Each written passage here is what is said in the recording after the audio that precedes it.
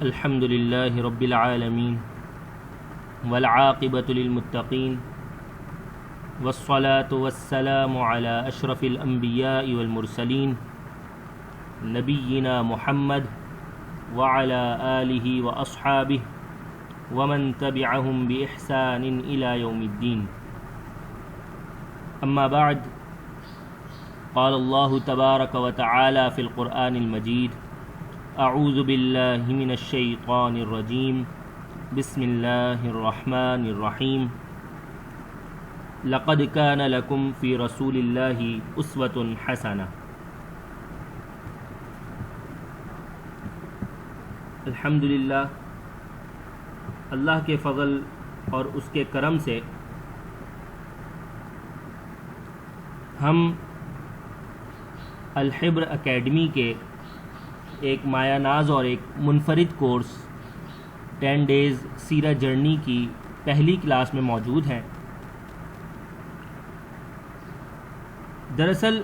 اس course کا مقصد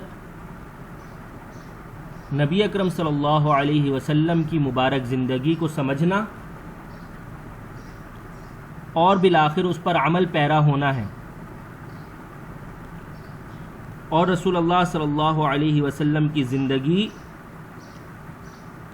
اپنی زندگیوں میں ہر موقع پر نبی اکرم صلی اللہ علیہ وسلم کی زندگی کو مشعل راہ بنانا ہے. لیکن یہ مشعل راہ کیسے ہوگی؟ تو یہ جب ہی ہوگی جب ہمیں معلوم ہوگا کہ ہم رسول اللہ صلی اللہ علیہ وسلم کے روز و شب کیسے تھے. جب ہمیں معلوم ہوگا کہ رسول اکرم صلی اللہ علیہ وسلم کے روز و شب کیسے تھے، انہوں نے زندگی کیسے گزاری، جب ہمیں معلوم ہوگا تبھی ہم اس پر عمل کر سکیں گے. اسی طرح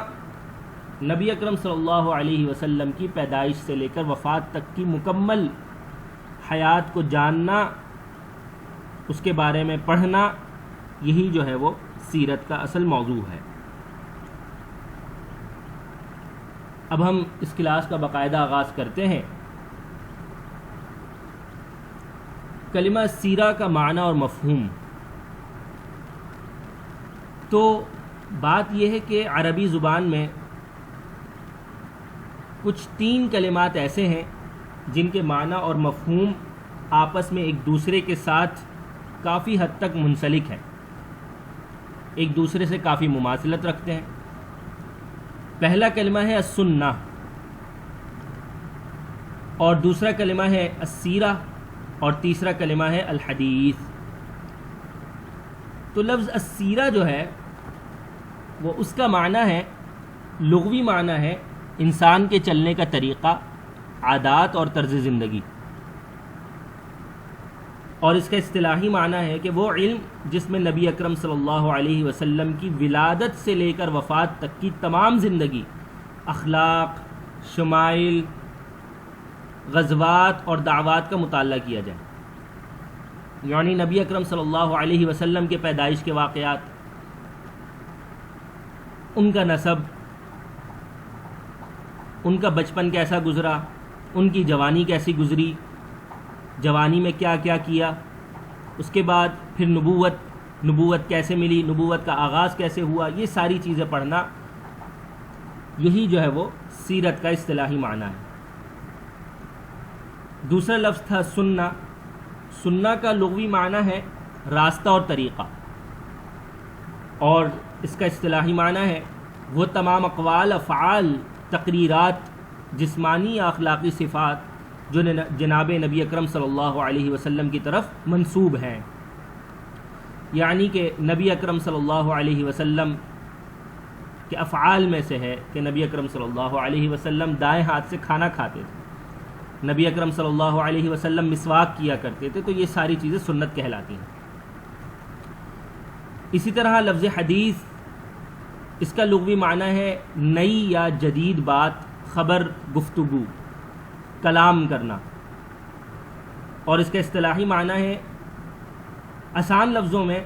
سنت کو روایتاً اور سنداً نقل کرنے کا نام. یعنی ایک سنت ہمارے پاس روایتاً اور سنداً جیسے پہنچتی ہے کہ فلاں نے فلاں کو خبر دی. جناب ابو ہریرہ رضی اللہ عنہ نے ایک سنت دیکھی کہ نبی اکرم صلی اللہ علیہ وسلم بیٹھ کر پانی پیتے ہیں، تو جناب ابو ہریرہ نے وہ سنت بتائی اپنے شاگرد کو، پھر انہوں نے وہ سنت بتائی اپنے شاگرد کو، پھر انہوں نے وہ سنت بتائی اپنے شاگرد کو، یہاں تک کہ وہ کسی محدث کے پاس جن کے توسط سے ہمارے پاس وہ حدیث پہنچی، تو وہ یہ چین جو ہے وہ حدیث کہلائی. اس کو اگر ہم سمرائز کریں تو خلاصہ یہ ہے کہ سیرت نبی اکرم صلی اللہ علیہ وسلم کی پوری مکمل زندگی کا نام ہے. سنت اس زندگی میں نبی اکرم صلی اللہ علیہ وسلم نے جو بھی عمل کیا یا کر کے دکھایا اس کا نام ہے، اور حدیث وہ عمل اور قول ہم تک پہنچنے کا نام ہے. یعنی سیرت نبی اکرم صلی اللہ علیہ وسلم کی پوری زندگی کا نام ہے، سنت اس زندگی میں نبی اکرم صلی اللہ علیہ وسلم نے جو بھی عمل کیا یا کر کے دکھایا اس کا نام ہے، اور حدیث اس عمل کو ہم تک پہنچنے کا نام ہے. سیرت کے اندر سیرت نگاروں نے بہت ساری الگ الگ ترتیبات رکھیں. بہت سارے لوگوں نے سیرت کے موضوع پر کتابیں لکھیں، بہت طویل اور بڑی بڑی کتابیں سیرت کے موضوع پر لکھی جا چکی ہیں. لیکن ہم نے جس کتاب سے اقتباس کیا ہے وہ اس دور کی مایہ ناز کتاب مولانا صفی الرحمن مبارک پوری رحمہ اللہ کی لکھی ہوئی کتاب الرحیق المختوم، اور انہی کی لکھی ہوئی دوسری کتاب تجلیات نبوت سے ماخوذ ہے. اور اس کی وجہ یہ ہے کہ وہ کتاب ہے الرحیق المختوم کہ جو انہوں نے سعودی عرب میں ہونے والے ایک سیرت کے مقابلے کے لیے لکھی تھی، اور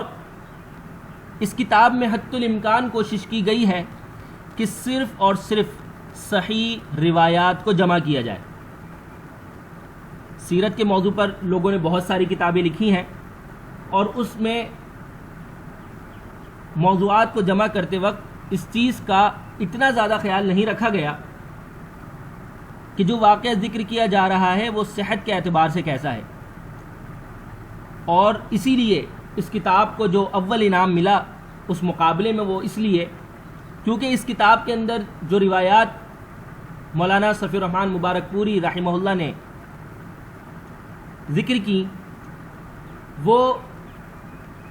زیادہ تر اور اکثر صحیح تھیں، اور جن روایات میں کچھ شبہ تھا اس کے بارے میں مولانا صفی الرحمن مبارک پوری رحمہ اللہ نے واضح کیا کہ ان روایات میں کچھ شبہ ہے. اب ہم اس ترتیب سے آغاز کرتے ہیں. سب سے پہلے ہے نسب نامہ محمد الرسول اللہ صلی اللہ علیہ وسلم. ہمارے نبی جناب محمد رسول اللہ صلی اللہ علیہ وسلم کا نسب کیا تھا؟ تو ہمارے نبی محمد رسول اللہ صلی اللہ علیہ وسلم کے والد جناب عبداللہ اور ان کے والد جناب عبد المطلب، اور نسب نامہ اس طرح جناب عدنان تک پہنچتا ہے کہ محمد بن عبداللہ بن عبد المطلب بن ہاشم بن عبد مناف بن قصی بن کلاب بن مرہ بن کعب بن لؤی بن غالب بن فہر بن مالک بن نضر بن کنانہ بن خزیمہ بن مدرکہ بن الیاس بن مضر بن نزار بن معد بن عدنان. اور یہ جو عدنان ہے یہاں تک کا جو شجرہ ہے وہ جناب مولانا صفی الرحمن مبارک پوری رحمہ اللہ کے نزدیک سب سے زیادہ صحیح اور مستند شجرہ ہے، جبکہ اس کے بعد عدنان سے لے کر آگے جناب اسماعیل علیہ السلام تک کا جو شجرہ ہے اس میں کچھ کمی اور بیشی ہے. تو ہم اسی مستند شجرے کو اختیار کریں گے. اس کے بعد خاندان قریش کا ایک تعارف ہے. پہلی چیز کہ قریش کون تھے.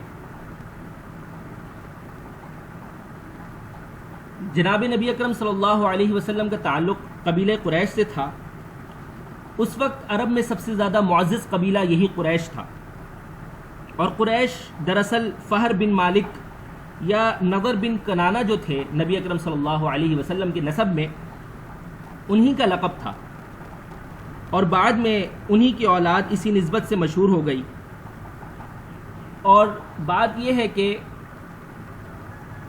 اس قبیلے کے ہر دور میں سیادت اور قیادت اس قبیلے کو حاصل رہی، لیکن اس قبیلے میں جو قصی بن کلاب تھے وہ کافی اہمیت کے حامل تھے،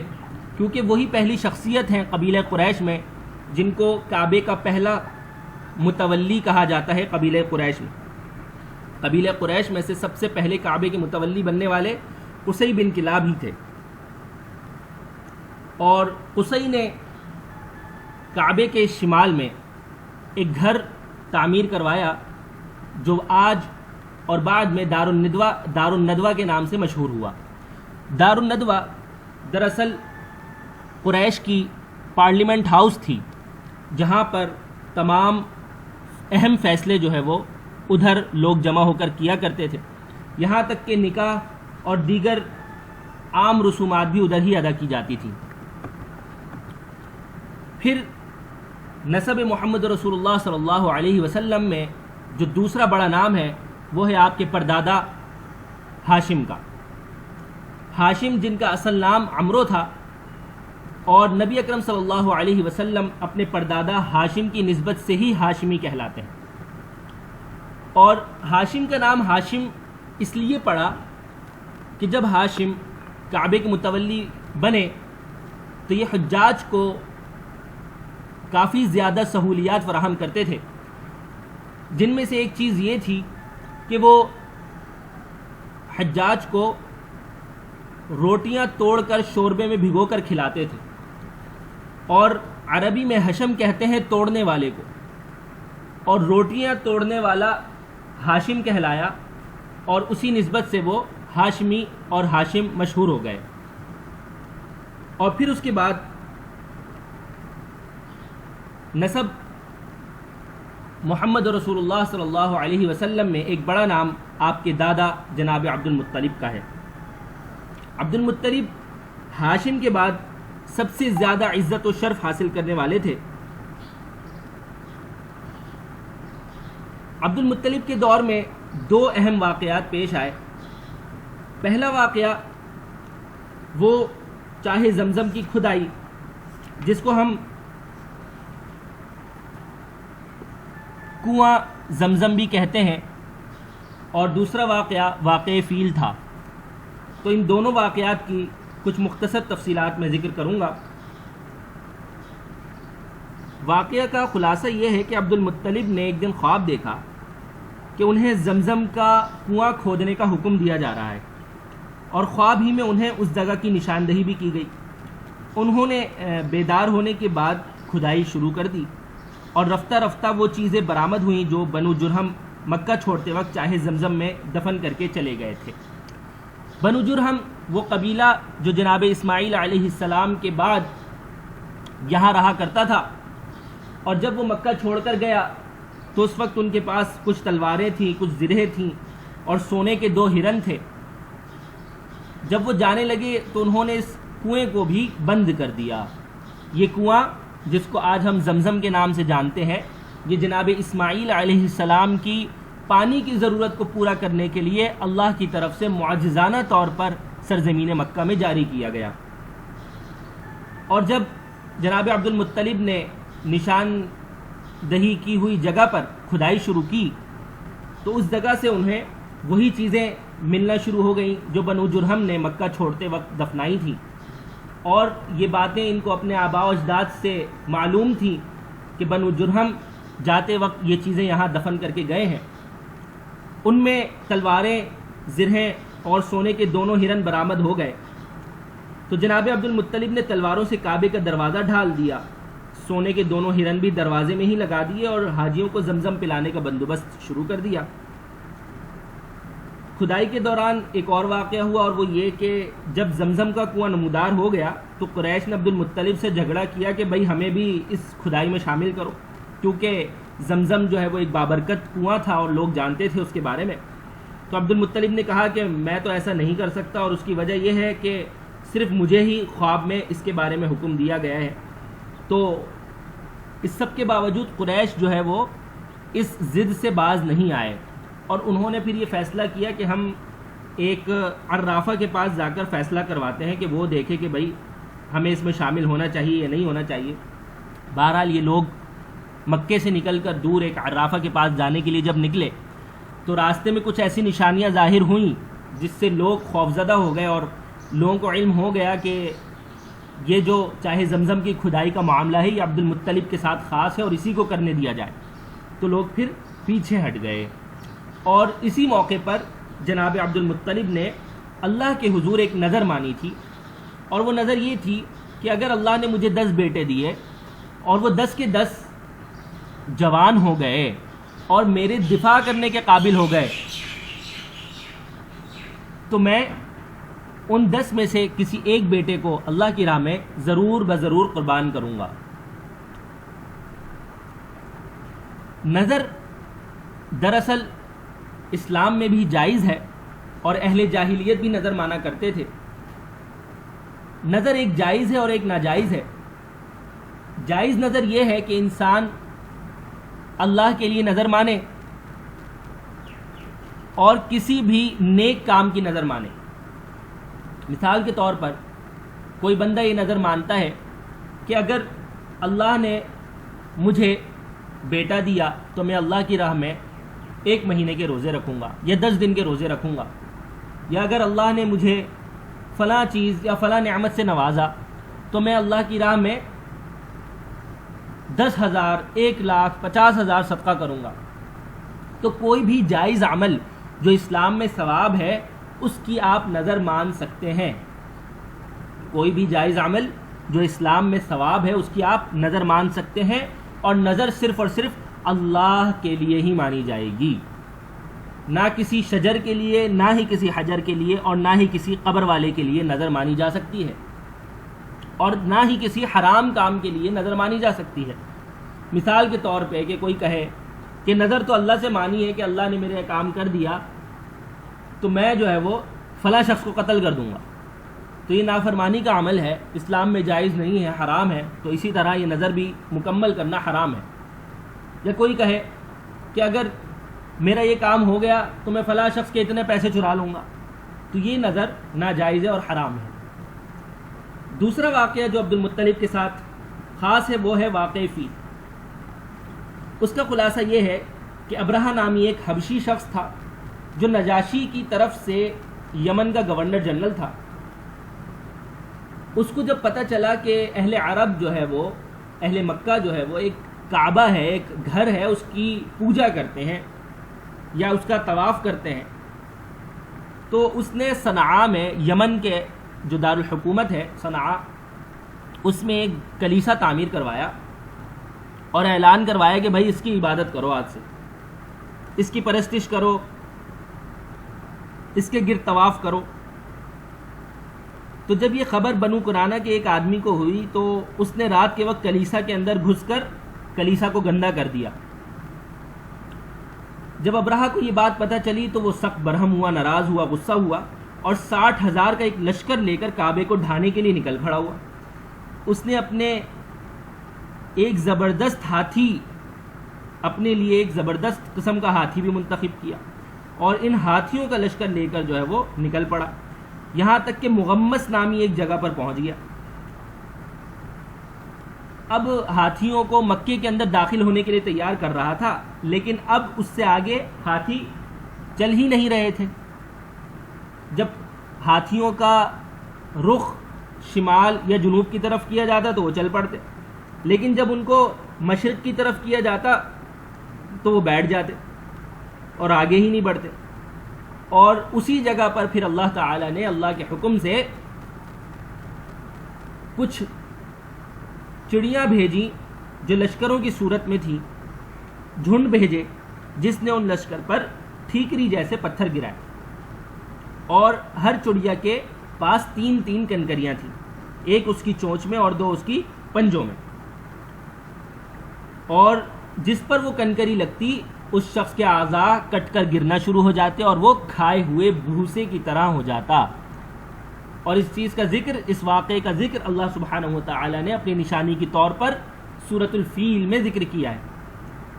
اور یہ واقعہ عبد المطلب کے ساتھ اس لیے خاص ہے کہ جب عبد المطلب کو پتہ چلا کہ ابرہہ جو ہے وہ کعبے کو ڈھانے کے لیے آ رہا ہے، تو لوگوں نے کہا کہ آپ کچھ کریں، کیونکہ وہ والی مکہ تھے۔ تو انہوں نے کہا کہ میں جو ہے وہ کیا کر سکتا ہوں، جس کا گھر ہے یعنی اللہ تعالی ہے، وہ بڑا بادشاہ ہے، وہ اپنے گھر کی حفاظت خود کرے گا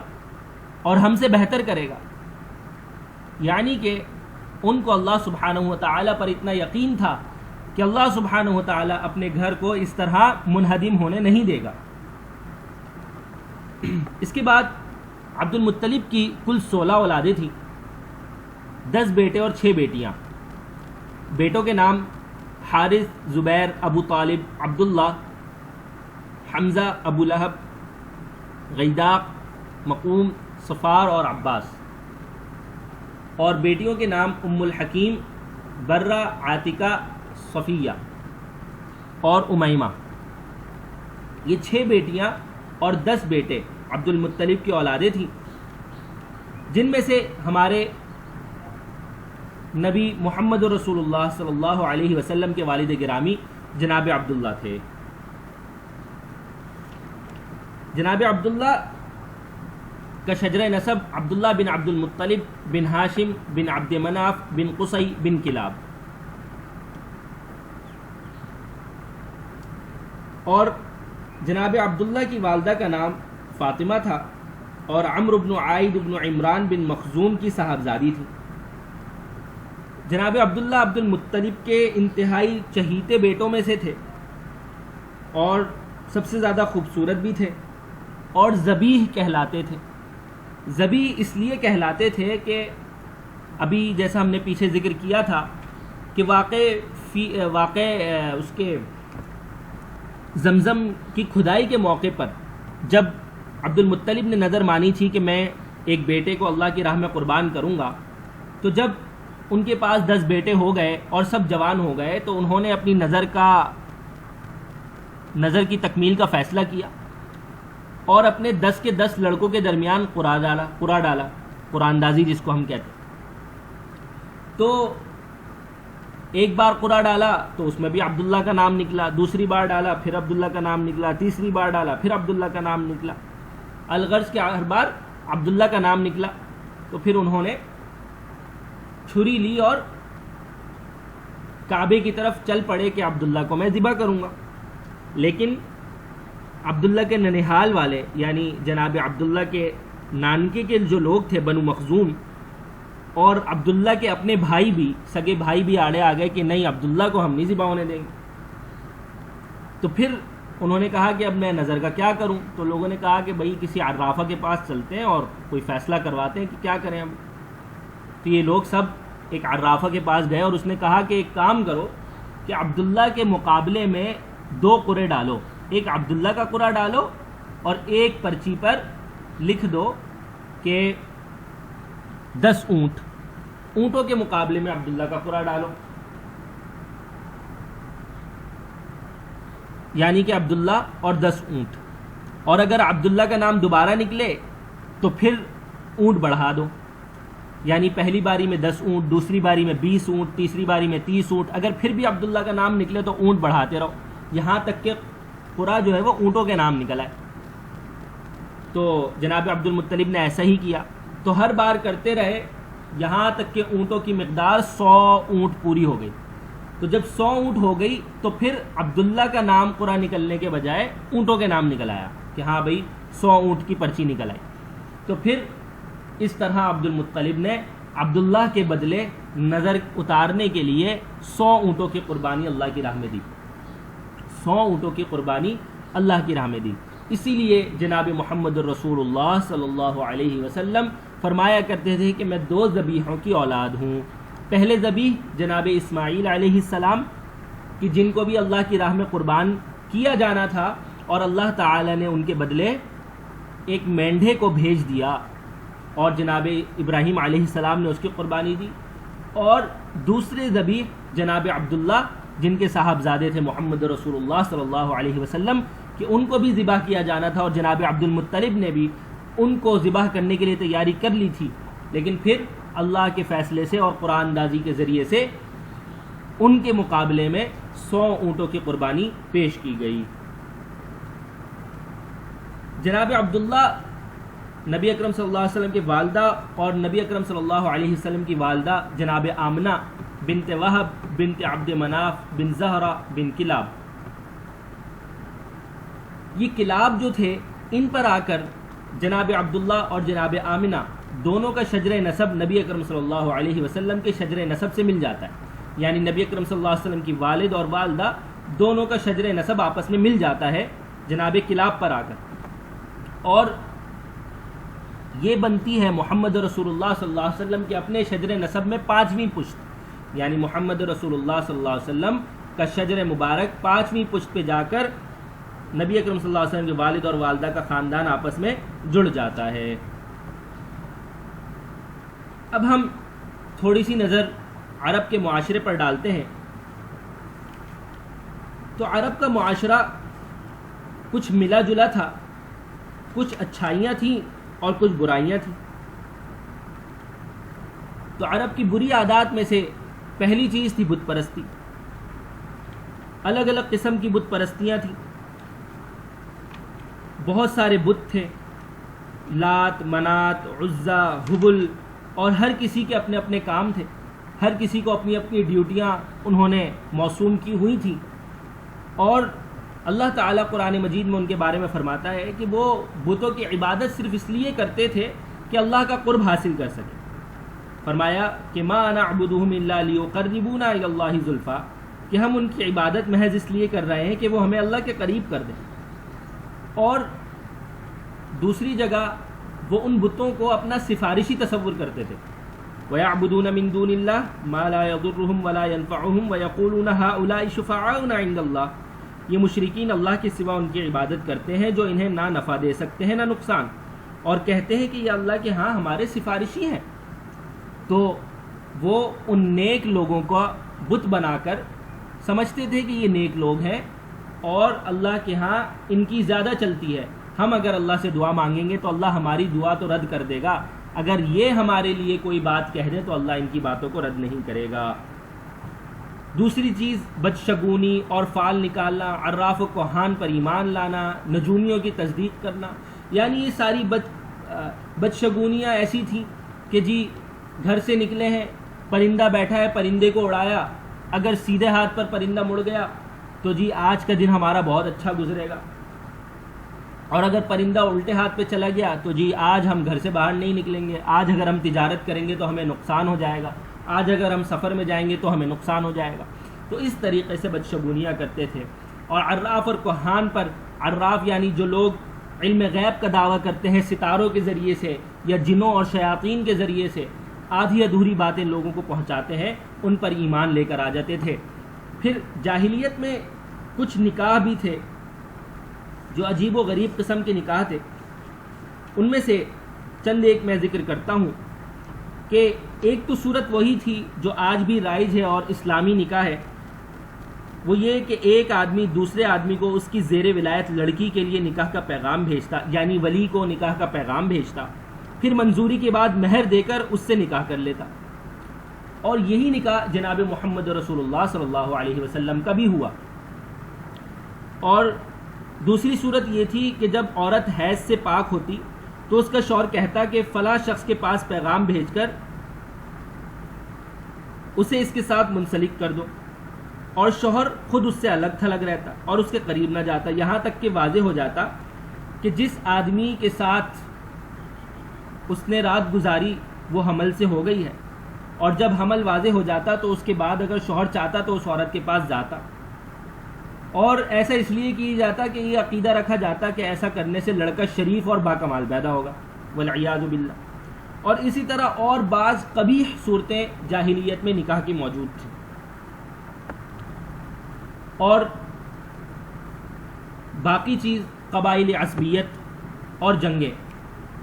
قبائلی عصبیت قوم پرستی اتنی زیادہ تھی کہ ایک قوم اگر کسی پر کوئی ظلم کر دیتی تو پھر اس کے نتیجے میں صدیوں اور سالوں تک جنگوں کا سلسلہ جاری رہتا، اور پھر امن کو لوگ ترس جاتے۔ اور اسی طرح اس معاشرے میں کچھ اچھی عادات بھی تھیں، اور ان میں سے پہلی چیز تھی کرم اور سخاوت، یعنی ایک دوسرے کے لیے کرم اور سخاوت اور مال کو خرچ کرنا بہت زیادہ پسند کیا جاتا تھا۔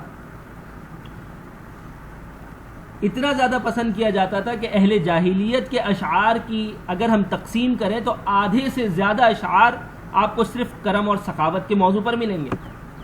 اس کے بعد وفائے عہد، اپنے عہدوں کو پورا کرنے کی ایک بہت اچھی خوبی تھی ان میں۔ خودداری اور عزت نفس بہت زیادہ تھی، اور یہی وجہ ہے کہ یہ اچھی عادت بھی کبھی کبھی جنگوں کا باعث بن جاتی تھی۔ اور عزائم کی تکمیل،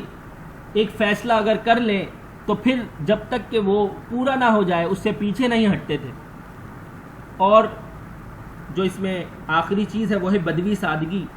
یعنی گاؤں کے لوگ جس طرح سادے ہوتے ہیں، ان کو چالاکی اور دھوکہ دہی کا زیادہ پتہ نہیں ہوتا اور پسند بھی نہیں ہوتی، اسی طرح عرب کے شہر مکہ کے لوگ بھی اسی مزاج کے حامل تھے کہ وہ زیادہ تیز اور چلاک نہیں تھے اور سادے لوگ تھے، دھوکہ دہی سے بچتے تھے اور اس سے دور رہتے تھے۔ اب جو اگلا موضوع ہے وہ ہے ہمارے نبی جناب محمد رسول اللہ صلی اللہ علیہ وسلم کی ولادت باسعادت۔ آپ صلی اللہ علیہ وسلم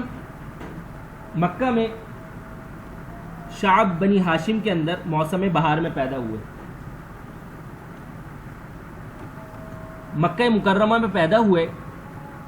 شعب بنی ہاشم میں، اور 9 یا 12 ربیع الاول کے درمیان مورخین کا اختلاف ہے۔ کچھ اہل السیر لکھتے ہیں کہ آپ محمد رسول اللہ صلی اللہ علیہ وسلم ربیع الاول کی 12 تاریخ کو پیدا ہوئے، جبکہ کچھ اہل سیر 9 تاریخ کے بارے میں بھی کہتے ہیں۔ البتہ پیر کے روز کے بارے میں اتفاق ہے کہ اللہ کے رسول صلی اللہ علیہ وسلم کی ولادت پیر کے ہی روز ہوئی، جس طرح نبی اکرم صلی اللہ علیہ وسلم کی حدیث سے بھی واضح ہے۔ سال ہاتھی والا تھا، یعنی کہ وہی سال جس میں ابرہہ نے مکے پر حملہ کیا اور کعبے کو ڈھانے کی کوشش کی تھی، اور پہلے کا رجحان یہی تھا کہ سال کو نوٹ کرنے کے لیے اس سال کا کوئی اہم واقعہ یاد کر کے اس کو اسی طرف موسوم کر دیا جاتا تھا، منسوب کر دیا جاتا تھا۔ یہی وجہ ہے کہ یہ سال عام الفیل کہلاتا ہے، یعنی ہاتھی والا سال۔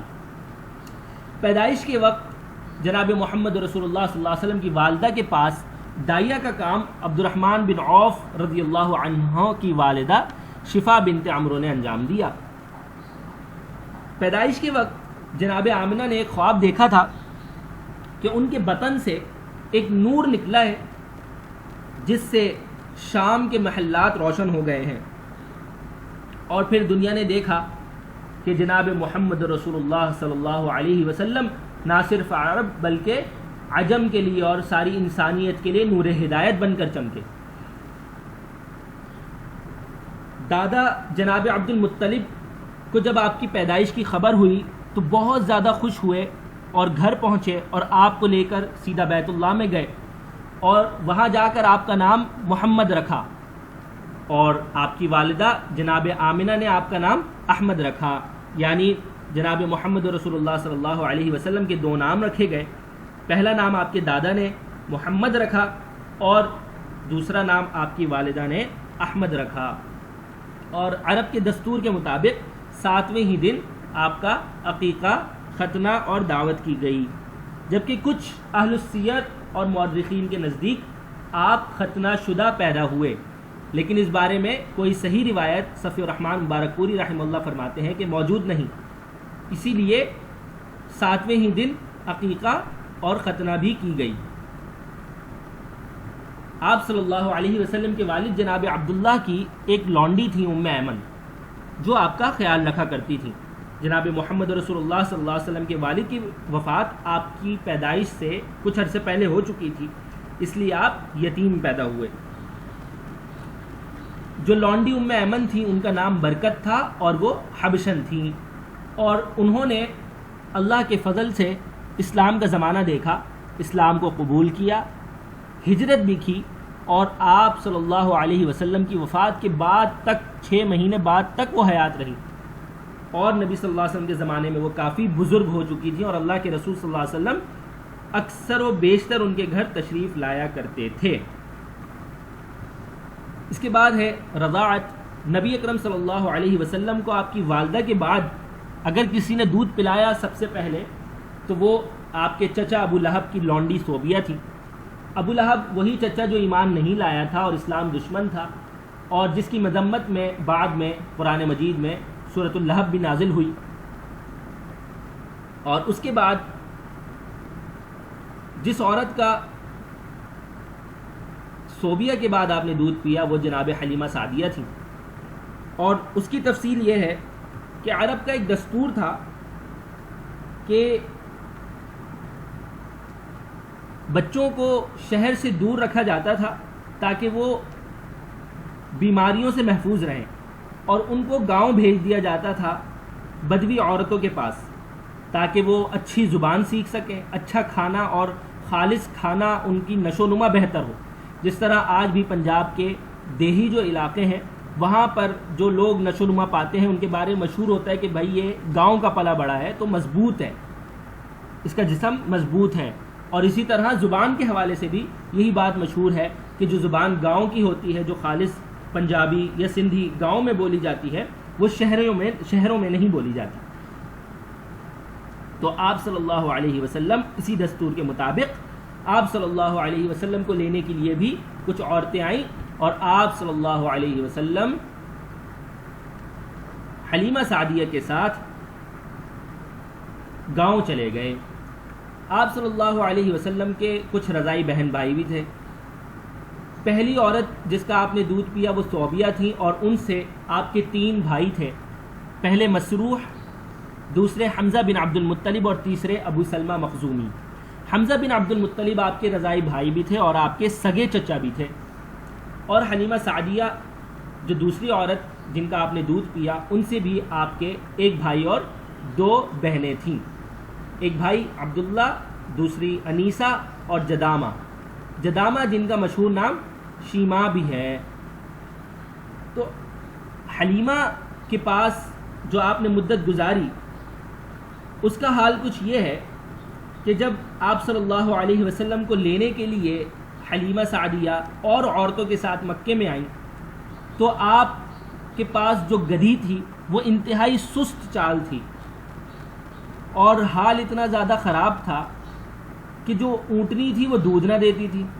حتیٰ کہ حلیمہ کے جو اپنے بچے تھے وہ بھی رات کو بلک بلک کر بھوک کے مارے سو جاتے تھے۔ اور جب نبی اکرم صلی اللہ علیہ وسلم کو لے کر آپ مکے سے واپس اپنے ڈیرے میں تشریف لے کر گئی ہیں تو حال یہ تھا کہ واپسی میں جس گدھی پر آپ آئی تھیں اور وہ چل نہیں رہی تھی تو واپسی میں وہی گدھی سب سے آگے قافلے کے چل رہی تھی، سب سے تیز رفتار تھی، اور جب اپنے ڈیرے پر پہنچی تو جو اونٹنی ایک قطرہ دودھ نہیں دیتی تھی اس کے تھن بھرے ہوئے تھے، بکریاں جو تھیں گھر میں جب وہ چر کے آئیں تو ان کے بھی تھن بھرے ہوئے تھے، یہاں تک کہ دونوں میاں بیوی نے بہت عرصے بعد پیٹ بھر کے سیراب ہو کر دودھ پیا، بچوں کو بہت اچھی زندگی مل گئی، اور اسی طرح برکات اور رحمتوں کا نزول جناب حلیمہ سعدیہ پر ہوتا رہا۔ پھر حلیمہ سعدیہ نے جب 2 سال گزار لیے نبی اکرم صلی اللہ علیہ وسلم نے، تو حلیمہ سعدیہ نے جو آپ کی برکات دیکھی تھی نبی اکرم صلی اللہ علیہ وسلم کی، اور جو فوائد ان کو حاصل ہو رہے تھے اس کی بنا پر انہوں نے ایک تمنا کا اظہار کیا نبی اکرم صلی اللہ علیہ وسلم کی والدہ سے کہ وہ ان کو کچھ اور وقت اپنے ساتھ رکھنا چاہتی ہیں، اور بات یہ کی کہ آپ اس کو میرے پاس ہی رہنے دیں تاکہ یہ تھوڑا اور مضبوط ہو جائے اور مکے کی وبا سے بھی بچ جائے، یعنی بیماریوں سے بچا رہے۔ تو والدہ نے آپ کو مزید 2 برس وہیں رہنے دیا، یہاں تک کہ آپ کے ساتھ پھر شق صدر کا واقعہ پیش آیا۔ شق صدر، شق کہتے ہیں چیرنے کو یا کاٹنے کو، اور صدر مطلب سینہ، سینہ چیرنے کا واقعہ۔ یہ واقعہ روایت ہے سیدنا انس بن مالک رضی اللہ عنہ سے، اور وہ بیان کرتے ہیں کہ آپ صلی اللہ علیہ وسلم بچوں کے ساتھ کھیل رہے تھے، تو جبرائیل امین علیہ السلام تشریف لائے اور آپ کو لٹا کر آپ کا سینہ چاک کر دیا۔ آپ صلی اللہ علیہ وسلم کا قلب مبارک نکالا اور اس میں سے ایک لوتھڑا نکال کر فرمایا کہ یہ شیطان کا حصہ تھا جو نکال دیا گیا۔ پھر قلب مبارک کو سونے کے تشت میں رکھ کر زمزم کے پانی سے دھویا گیا اور واپس اسی جگہ لوٹا کر جوڑ دیا گیا۔ تو یہ جب سارا منظر ہو رہا تھا تو وہاں پر آپ کے رضائی بھائی بہن بھی آپ کے ساتھ کھیل رہے تھے اور دوسرے بچے بھی کھیل رہے تھے، تو انہوں نے دیکھا تو وہ بھاگے بھاگے حلیمہ سعدیہ کے پاس آئے اور کہنے لگے کہ محمد کو قتل کر دیا گیا ہے والعیاذ باللہ۔ تو جب وہ لوگ ادھر پہنچے تو دیکھا کہ محمد رسول اللہ صلی اللہ علیہ وسلم کا رنگ اترا ہوا ہے، اور حلیمہ سعدیہ بہت زیادہ ڈر گئی، اور اسی کے بعد انہوں نے آپ کو واپس آپ کی والدہ کے پاس بھیجنے کا فیصلہ کیا کہ کہیں آپ کی جان کو کوئی خطرہ لاحق نہ ہو۔ اور جناب انس بن مالک رضی اللہ عنہ فرماتے ہیں کہ میں نبی اکرم صلی اللہ علیہ وسلم کے سینے پر سلائی کا اثر دیکھا کرتا تھا، یعنی جس طرح ایک شخص جس کا آپریشن ہوتا ہے آج کے دور میں، تو اس آپریشن کے بعد جو ٹانکے لگتے ہیں تو ٹانکے اگر ہٹ بھی جائیں، وہ دھاگا ختم بھی ہو جائے تو ایک نشان باقی رہتا ہے سلائی کا، تو اسی طرح انس بن مالک فرماتے ہیں کہ میں آپ کے سینے پر سلائی کا اثر دیکھا کرتا تھا۔ اور انس بن مالک وہ ہیں جو نبی اکرم صلی اللہ علیہ وسلم کے ساتھ 10 سال رہے، اور بہت چھوٹی عمر میں آپ صلی اللہ علیہ وسلم کے غلام رہے، آپ صلی اللہ علیہ وسلم کے خادم رہے، اور فرماتے ہیں کہ میں نے 10 سال اللہ کے رسول صلی اللہ علیہ وسلم کی خدمت کی۔ پھر اس کے بعد والدہ کی رحلت کا واقعہ ہے، اور وہ یہ ہے کہ والدہ کے پاس حلیمہ سعدیہ سے واپس آنے کے بعد آپ نے تقریباً 2 برس گزارے، اور پھر آپ کی والدہ نے آپ کے نانکے یعنی ننہال مدینے میں چکر لگانے کا فیصلہ کیا کہ وہاں پر جا کر آپ کے ننہال سے ملاقات کرائی جائے، آپ کے ماموں سے ملا جائے۔ تو والدہ آپ کے دادا اور آپ کے والد کی لونڈی ام ایمن کے ساتھ جو ہے وہ مدینہ آئی، اور تقریباً 1 ماہ سے کچھ اوپر وہاں قیام کیا، اور پھر واپسی جب مدینے سے نکلی تو آپ کی والدہ کو بیماری نے آ گھیرا، اور پھر اسی بیماری میں سفر کے دوران ہی مقام ابوا پر آپ کا انتقال ہو گیا، اور اسی مقام ابوا پر آپ کو دفن کیا گیا۔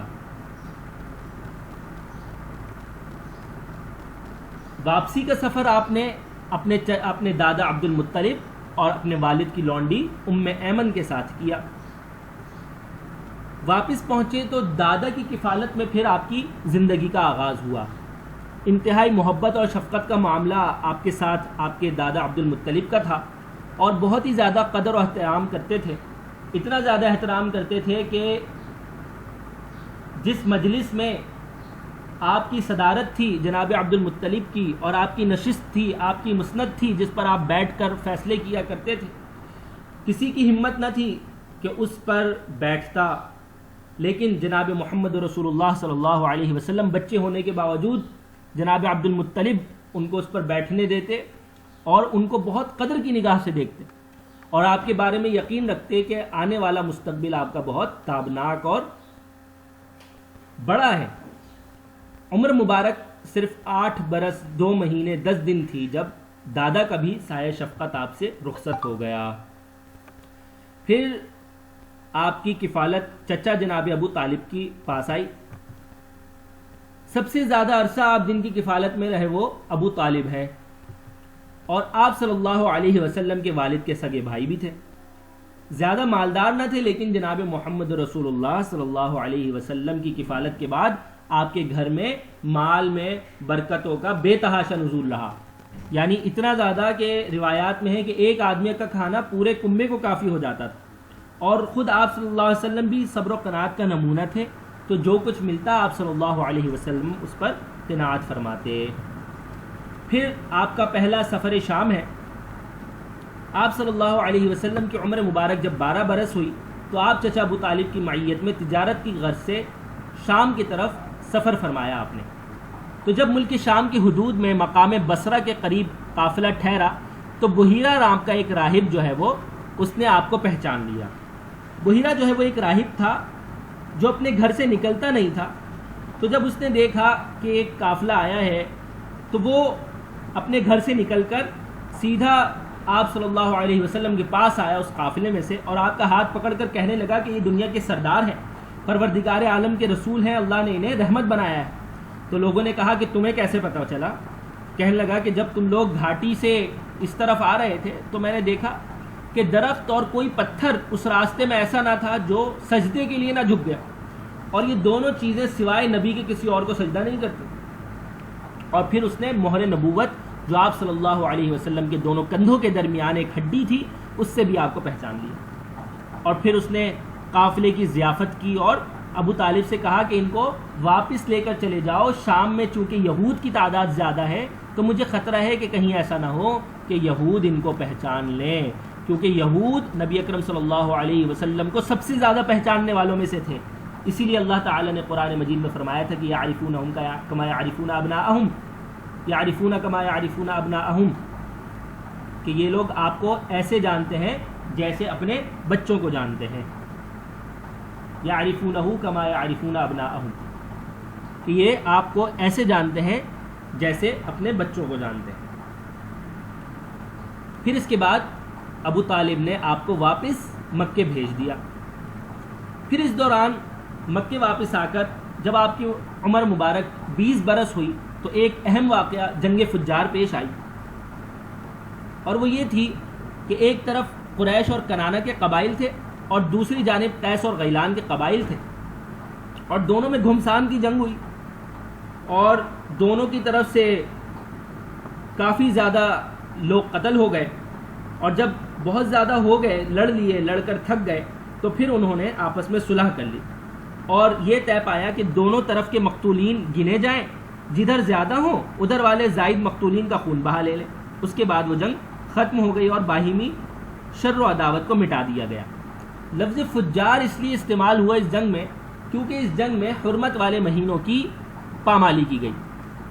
حرمت والے مہینے کون سے ہیں؟ ذوالقعدہ، ذوالحجہ، محرم اور رجب. تو یہ وہ مہینے ہیں جن میں اللہ سبحانہ و تعالی نے فسق و فجور اور جنگ و جدال سے منع کیا ہے. ویسے تو فسق و فجور اور جنگ و جدال سال کے 12 مہینے منائے، لیکن ان 4 مہینوں کو اللہ تعالی نے حرمت والا بنایا ہے، اور یہ حرمت اسلام سے پہلے سے چلی آ رہی ہے، اور اس حرمت کا خیال عرب بھی رکھتے تھے، اور اسی وجہ سے جب اس حرمت والے مہینوں میں جنگ ہوئی تو اس کا نام جنگ فجار پڑ گیا. پھر اس کے بعد حلف الفضول کا ایک اہم واقعہ پیش آیا جو جنگ فجار کے فوری بعد ذوالقعدہ ہی کے مہینے میں پیش آیا. 5 قبائل کے درمیان ایک عہد ہوا، اور ان 5 قبائل میں بنو ہاشم، بنو المطلب، بنو اسد، بنو زہرہ اور بنو تیم تھے. اور عہد کا نقطہ صرف ایک ہی تھا، اور وہ تھا کہ مکہ میں جو بھی مظلوم نظر آئے گا یہ 5 قبائل اس مظلوم کی مدد کریں گے اور ظالم سے اس کا حق دلوائیں گے. وجہ یہ ہوئی کہ زبید کا ایک آدمی، یمن کا ایک قبیلہ تھا زبید، اس کا ایک آدمی سامان تجارت لے کر مکہ آیا، تو عاص بن وائل نے اس سے سامان خریدا اور قیمت نہیں ادا کی. تو پھر جو ہے وہ اس مظلوم نے جو ہے وہ سب سے فریاد کی، لیکن کسی نے اس پر توجہ نہ دی. چنانچہ اس نے جبل ابو قبیس پر چڑھ کر چند اشعار میں اپنی مظلومیت کا نقشہ کھینچا اور آواز لگائی کہ کوئی اس کا حق دلانے کے لیے اس کی مدد کرے. اس پر زبیر بن عبد المطلب جو آپ صلی اللہ علیہ وسلم کے چچا تھے، انہوں نے تمام ان 5 قبائل کو جمع کیا اور ایک عہد کیا، اور پھر عبداللہ بن جدعان کے گھر جا کر عبداللہ بن جدعان کے گھر میں جمع ہو کر یہ عہد ہوا کہ خواہ مکے کا رہنے والا ہو یا کہیں کا بھی ہو، اگر کوئی مظلوم ہمیں نظر آئے گا تو ہم اس کی مدد کریں گے. اور پھر عاص بن وائل سے جا کر اس زبیدی کا حق بھی دلوا دیا. تو اس عہد و پیمان کے بارے میں نبی اکرم صلی اللہ علیہ وسلم فرمایا کرتے تھے کہ میں عبداللہ بن جدعان کے گھر میں اس وقت موجود تھا جب حلف الفضول ہوا، اور اگر اس حلف میں آج یعنی کہ اس نبوت کے بعد بھی مجھے بلایا جاتا تو میں ضرور اس میں شامل ہوتا، اور اس میں آپ صلی اللہ علیہ وسلم اپنے چچاؤں کے ہمراہ شامل تھے۔ نبی اکرم صلی اللہ علیہ وسلم کی جوانی نبوت سے قبل بہت زیادہ پاکیزہ اور صاف ستھری تھی، اور چونکہ آپ یتیم پیدا ہوئے تھے اور مال و متاع زیادہ نہ تھا، نہ والد کی جاگیر زیادہ تھی، اس لیے جیسے ہی کچھ عمل کرنے کے لائق ہوئے فوراً ہی مکے میں چند قیرات کے عوض مکے والوں کی بکریاں چرانے لگے۔ اور اللہ تعالیٰ کی انبیاء کے حوالے سے ہمیشہ یہ سنت رہی ہے کہ اوائل عمر میں بکریاں ہر نبی نے چرائی ہیں۔ نبی اکرم صلی اللہ علیہ وسلم نے فرمایا کہ وَهَلْ مِن نَبِيٍّ إِلَّا رَعَاهَا، کہ کوئی نبی ایسا نہیں گزرا کہ اس نے بکریاں نہ چرائی ہوں۔ پھر جوانی ہی میں تجارت کا آغاز کیا سائب بن ابو سائب کے ساتھ، اور اسی عمر میں آپ کی امانت داری، سچائی اور پرہیزگاری مشہور ہو گئی۔ پھر سفر شام اور جناب خدیجہ رضی اللہ عنہا کے مال کی تجارت۔ جناب خدیجہ مکے میں قریش کی سب سے معزز اور مالدار خاتون تھی، اور ان کا یہی کام تھا کہ وہ اپنا مال لوگوں کو دے کر تجارت کے لیے بھیجا کرتی تھی، اور پھر اس سے جو منافع آتا تھا اس میں سے کچھ حصہ ان کو دیتی تھی اور باقی اپنے پاس رکھتی تھی۔ اور جب انہوں نے نبی اکرم صلی اللہ علیہ وسلم کی شہرت سنی مکے میں امانت داری کے حوالے سے، تو ان سے زیادہ اجرت کا وعدہ کیا اور اپنے غلام میسرہ بھی ان کے ساتھ بھیج دیے۔ نبی اکرم صلی اللہ علیہ وسلم نے ان کے مال کی تجارت کی، خوب منافع ہوا، اور پوری امانت داری کے ساتھ جو ان کا منافع ہوا تھا وہ ان کو واپس آ کر مکے میں ان کے حوالے کر دیا۔ جناب خدیجہ رضی اللہ عنہا سے عقد نکاح، سیدہ نبی اکرم صلی اللہ علیہ وسلم کی اس امانت داری سے بہت زیادہ متاثر ہوئیں، اور آپ کو اپنی ایک سہیلی کے ہاتھ پیغام نکاح بھجوا دیا۔ آپ صلی اللہ علیہ وسلم نے اس پیغام کو پسند فرمایا اور اپنے چچاؤں سے مشاورت کی، اور آپ صلی اللہ علیہ وسلم کے چچاؤں نے آپ کے نکاح کا پیغام خدیجہ کے چچا عمرو بن اسد کو بھیجا، اور 20 اونٹ، یا اہل السیر کے مطابق ایک اور روایت میں 6 اونٹ، 20 یا 6 اونٹ پر مہر مقرر ہوا، اور آپ صلی اللہ علیہ وسلم کا اسی مہر پر نکاح ہوا، اور یہ نکاح جناب ابو طالب نبی اکرم صلی اللہ علیہ وسلم کے چچا نے پڑھایا۔ اور نکاح کے وقت نبی اکرم صلی اللہ علیہ وسلم کی عمر مبارک 25 برس، اور سیدہ خدیجہ کی عمر مبارک مشہور قول کے مطابق 40 اور دوسری روایات کے مطابق 28 برس تھی، اور یہ دونوں قول جو ہے وہ کافی حد تک صحیح ہیں۔ پھر نبی اکرم صلی اللہ علیہ وسلم کی زندگی کا ایک اہم نبوت سے پہلے، نبوت سے قبل کا ایک کافی اہم واقعہ ہے، اور وہ ہے بیت اللہ کی تعمیر اور حجر اسود کی توضیع۔ ہوا کچھ یوں کہ جب نبی اکرم صلی اللہ علیہ وسلم کی عمر کا 35واں سال تھا تو ایک زوردار سیلاب آیا مکے میں، جس وجہ سے خانہ کعبہ کی دیواریں جو آگ لگنے کی وجہ سے پہلے ہی کچی ہو چکی تھیں وہ منہدم ہو گئی اور بہہ گئی۔ تو قریش نے پھر بیت اللہ کی تعمیر کا فیصلہ کیا، اور وہ فیصلہ ایسا تھا کہ اس تعمیر میں صرف اور صرف حلال مال ہی استعمال کرنا تھا، چونکہ اس وقت سود کا بھی کاروبار چلتا تھا اور اس کے علاوہ دوسرے حرام کام بھی چلتے تھے، کسی کا ناحق مال لے لینا۔ تو اس لیے قریش نے یہی طے کیا کہ صرف اور صرف حلال مال ہی اس میں لگایا جائے گا۔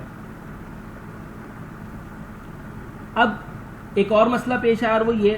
کہ کعبے کی دیواریں بنیادوں تک کیسے منہدم کی جائیں۔ ہر کسی کو واقع فیل یاد آ رہا تھا کہ اگر ہم نے، اللہ نہ کرے، ہم نے کعبے کی دیوار کو گرانے کی کوشش کی تو اللہ کا عذاب نہ آ جائے ہم پر۔ لیکن پھر یہ ہوا کہ ولید بن مغیرہ نام کا ایک شخص تھا، اس نے کعبے کی دیوار کو توڑنا شروع کیا، اور یہ کہہ کر توڑنا شروع کیا کہ اللہ تعالیٰ مصلحین کو ہلاک نہیں کرتا، یعنی جو لوگ اصلاح کرنا چاہیں،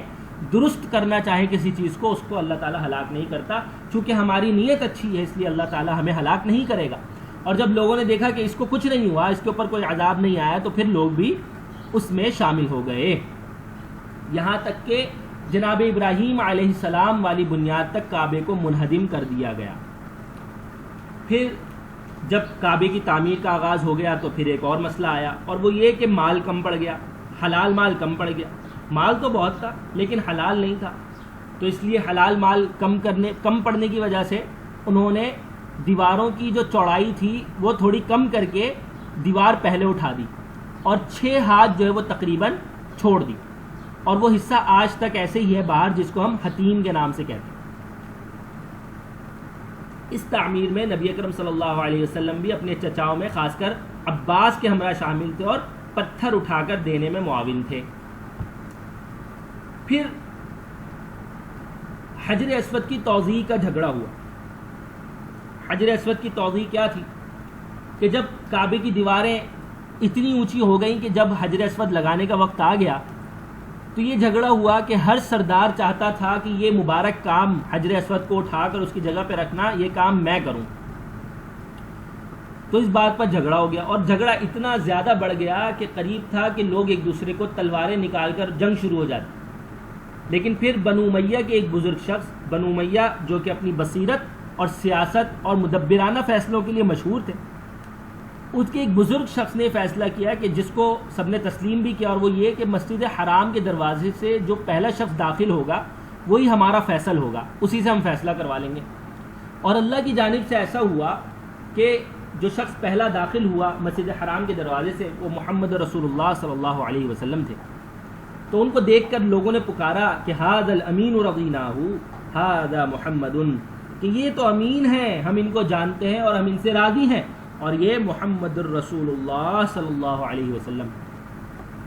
اور آپ صلی اللہ علیہ وسلم نے پھر یہ فیصلہ کیا کہ آپ نے ایک چادر منگوائی، تمام سرداران کو چادر کا ایک ایک سرا پکڑا دیا اور اپنے ہاتھوں سے حجر اسود کو اس جگہ پر نصب کر دیا، یعنی کہ تمام سرداران کو وہ چادر دے کر کہا کہ اس کو اٹھاؤ، اور جب وہ چادر انہوں نے اتنی اٹھا لی کہ وہ حجر اسود کے مقام تک پہنچ گئی تو پھر اپنے ہاتھوں سے نبی اکرم صلی اللہ علیہ وسلم نے حجر اسود کو نصب کر دیا۔ اور پھر اس طرح ہماری آج کی یہ کلاس یہیں پر مکمل ہوتی ہے، اور انشاءاللہ اس کے بعد نبوت و رسالت سے سرفرازی، دعوت اور پیش آمدہ مصائب کا جو مضمون ہے انشاءاللہ یہ ہم ڈے 2 میں پڑھیں گے۔ اللہ تعالیٰ سے دعا ہے کہ اللہ تعالیٰ ہمیں جو سنا اور سنایا اس پر عمل کرنے کی توفیق دے، اور اللہ تعالیٰ ہمیں اپنے نبی اکرم صلی اللہ علیہ وسلم کی زندگی کو اپنی زندگیوں میں شامل کرنے کی توفیق عطا فرمائے۔ والسلام علیکم ورحمۃ اللہ وبرکاتہ۔